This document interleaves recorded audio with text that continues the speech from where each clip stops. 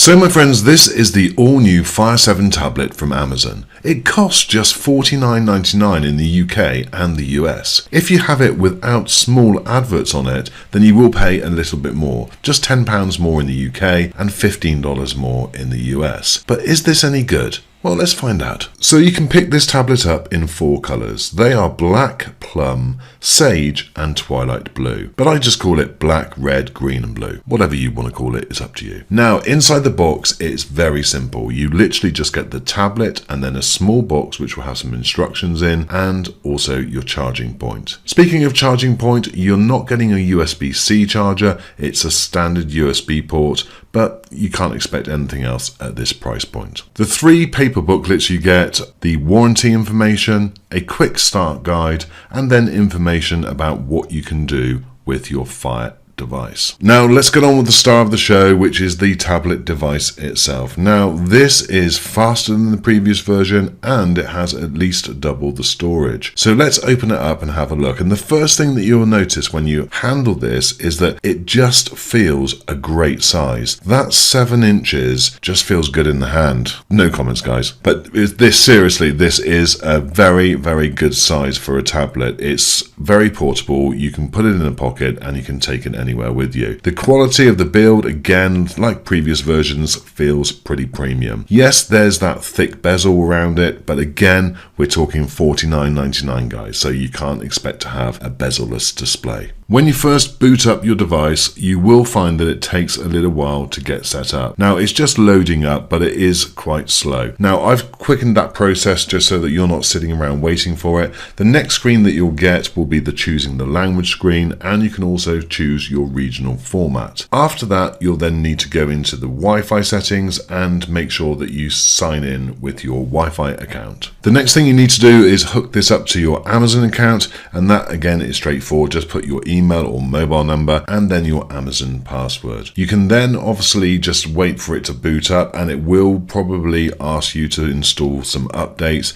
which again takes a few minutes, but it's important that you've got the very latest software up there. So just update that software and then you're ready to go. So while it's doing that, it's a good time for you to maybe familiarize yourself with the buttons and the controls. Firstly, you have an SD card slot, and therefore you can expand the existing memory. So this comes in 16 gigabytes or 32 gigabytes, but you can expand this up to 512 gigabytes. On the top of the device, you have the power button, a micro USB port for charging, a microphone sensor, a 3.5mm stereo jack, and also the volume up and down controls. Very simple. On the side of the tablet is the single speaker, so you're not getting dual speakers with this, but again, you wouldn't expect it. And actually on the bottom, there isn't anything at all. Now, comparing this in size to my regular 9.7-inch iPad, you can see that there is a massive difference.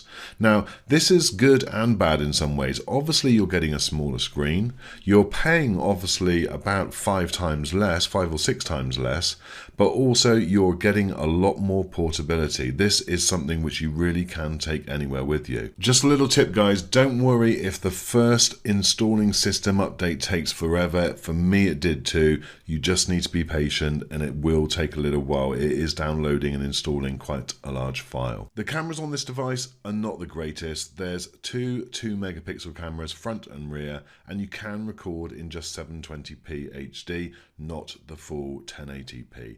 But guys, people don't buy these devices to take photographs. Now, just when you think that you've sat through long enough, you do have to sit and watch a video which does explain everything that your tablet will do. Now, that for a first-time user is pretty good. If you're familiar with the Fire tablets and you've had a previous version, then it can be a little bit frustrating. So you might want to just go downstairs and put the kettle on and make yourself a cup of tea while this is going on, because unfortunately you can't skip it. But it doesn't last too long. I think it's about 2 or 3 minutes. The next thing you'll be asked to do is whether you want to have Alexa working with it, and I do recommend that you do that, because then you can just ask the tablet, and again you can now set up a profile for a child if you so wish. I will probably do a separate video about going into a little bit more detail about the software side of things and setting up different profiles.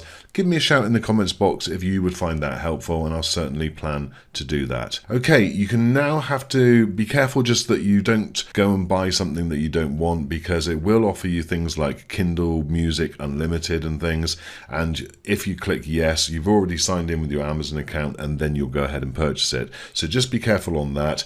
The next section you'll get to will be the app section, and here you can either select all the apps and download them all, or you can select individual apps and then choose which ones want to be installed. Finally, after what seems like an eternity, you've made it to the home screen. Congratulations you. Now, along the top there, you've got your different sections, which are very, very simple to work. Now, I was really surprised at how quick and how intuitive the display was. I was really pleased with it, and I didn't find that the lag was that noticeable at all. Now, you can either do what I'm doing now, which is just literally select each individual one, or you can swipe left and right, and that will move in that direction that you're swiping. It's very, very simple, and you'll get the hang of it in no time. Now, I do recommend that you take a close look at all of the different sections, because this is packed full of information. You've obviously got the apps on the front home screen as well, and they are very self-explanatory. The Kindle devices don't have a regular browser that you may be familiar with. So, for instance, you don't get Chrome or Safari, obviously.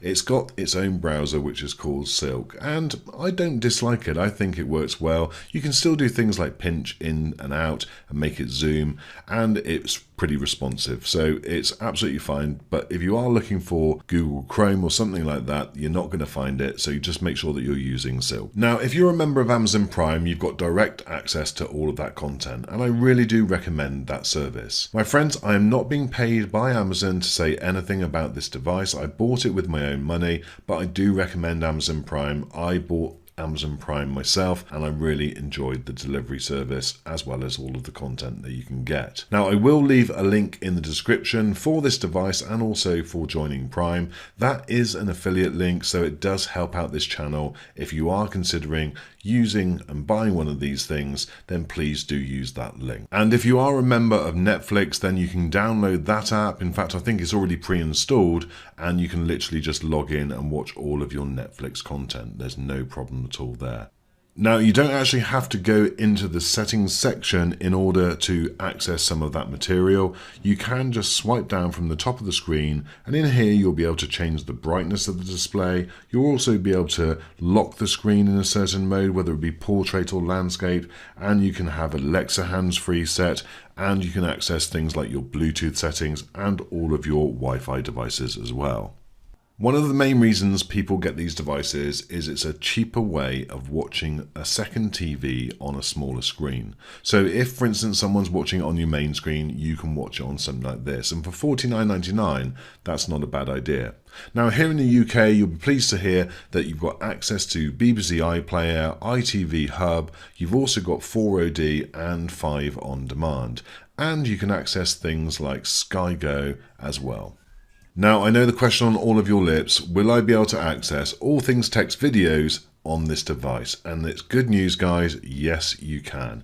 You can either do that via the Silk browser, and as you can see, it works well and it looks good, and it's got all of the function as you'd find in what is mobile YouTube, but you can request the desktop site.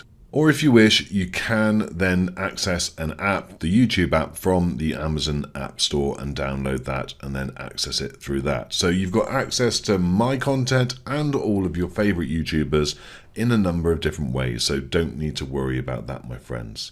So overall, I am really happy with this device. I'm going to go through some of the final stats, or a little bit more stats in more detail. I decided that I'd leave that to the end because a number of you that are watching this are not really interested in the technical stuff, but for those that are, let's go and have a look now at some of the technical details of this device.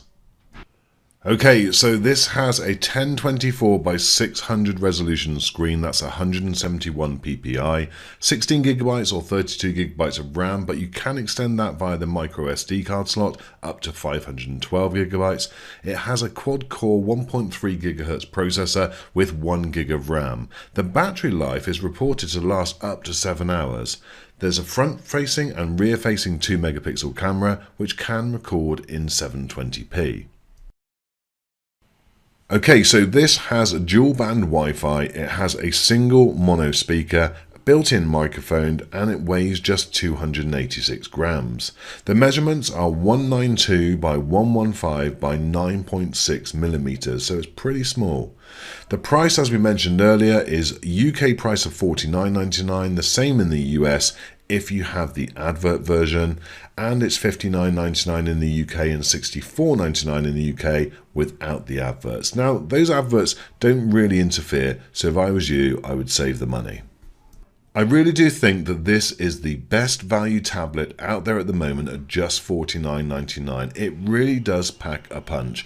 I'll leave affiliate links in the description for you to check out for yourself, my friends. But as always, thanks so much for watching this video. If it's been useful, drop me a like and also subscribe if you haven't already. And I will see you on the next one.